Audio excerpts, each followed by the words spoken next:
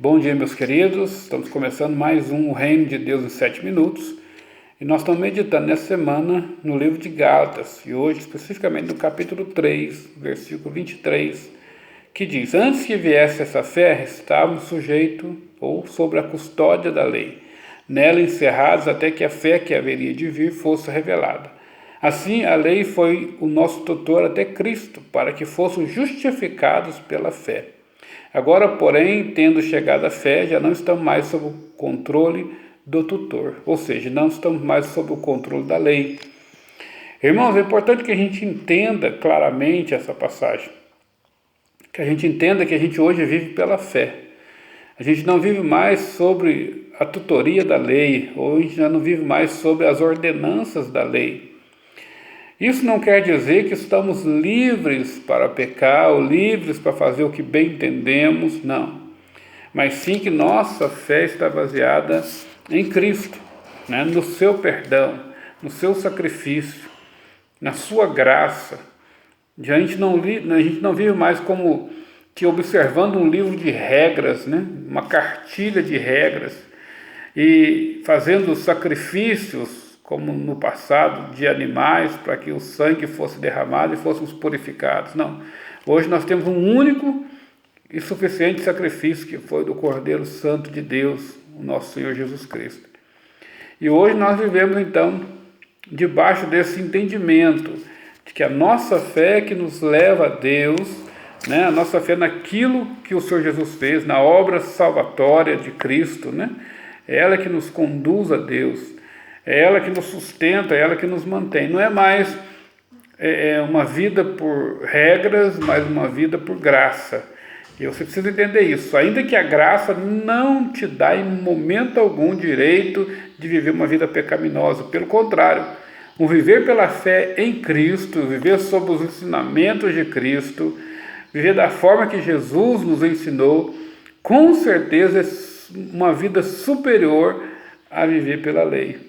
Porque na graça de Cristo, na vida com Cristo, a nossa perspectiva de santidade deve ser ainda muito maior. O próprio Senhor Jesus disse que nós devemos exceder, né, em zelo aos fariseus, por exemplo, que nós devemos, como cristãos, exceder em zelo a lei. Então nós não temos na lei ou na graça, vamos dizer assim, na graça principalmente, uma liberdade para a libertinagem. Não, Paulo deixa claro também para nós que a graça ela veio não para que a gente usufruísse do pecado, mas para que a gente vivesse cada vez mais uma vida santa. Então Deus te chama para a santificação. Agora, uma santificação por reconhecimento daquilo que Jesus fez, uma santificação nele, por amor a ele, pelo entendimento de uma vida com ele, né? Já não é mais por lei, mas é por entendimento e revelação do grande amor de Deus por nós. Já não é a lei mais que nos constrange a não pecar, mas é o amor de Deus que nos leva a não pecar. É o quanto nós entendemos o seu amor e o quanto nós o amamos que nos leva a não querer o pecado na nossa vida, a querer viver uma vida santa. É o entendimento de que hoje o Espírito Santo que habita em nós, por exemplo, tem ciúmes de nós, né? Então ele não nos aceita no pecado porque ele tem ciúmes de nós. Ele quer estar, né, em nós e ser pleno em nós. Uma das passagens que eu acho bastante interessante dos evangelhos é a história do jovem rico e de Zaqueu. Por quê? Porque ali nós vemos exatamente a atuação da lei e da graça. Vemos um jovem que vivia na lei, que guardava os princípios da lei, que vivia uma regra de fé baseada nos 10 mandamentos. Ele não matava, não roubava, não jurava, né, falsamente, ele honrava pai e mãe, ele guardava todos os atributos da lei.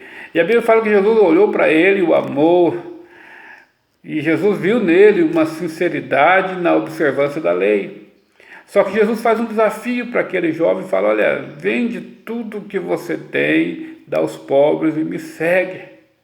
Jesus está dizendo para aquele jovem rico: olha, eu sou mais importante do que toda a lei que você guardou até agora.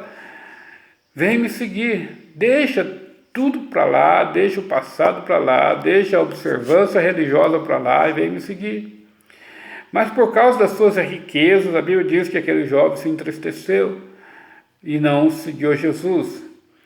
Mesmo sendo um bom religioso e um bom guardador da lei, ele não teve a ousadia de lançar tudo fora para seguir a Cristo. Por outro lado, nós vemos aqui um homem que vivia no pecado, um cobrador de imposto, né? Um fraudulento, um corrupto, um ladrão, que recebe Jesus na sua casa com alegria e que no decorrer do ensino ali de Jesus dentro da sua casa se arrepende e decide então doar metade dos seus bens aos pobres e também restituir 4 vezes mais aqueles a quem ele havia defraudado. E Jesus vira então para Zaqueu e fala: hoje houve salvação nessa casa, né? Hoje houve salvação. Por quê? Porque ele veio para o perdido.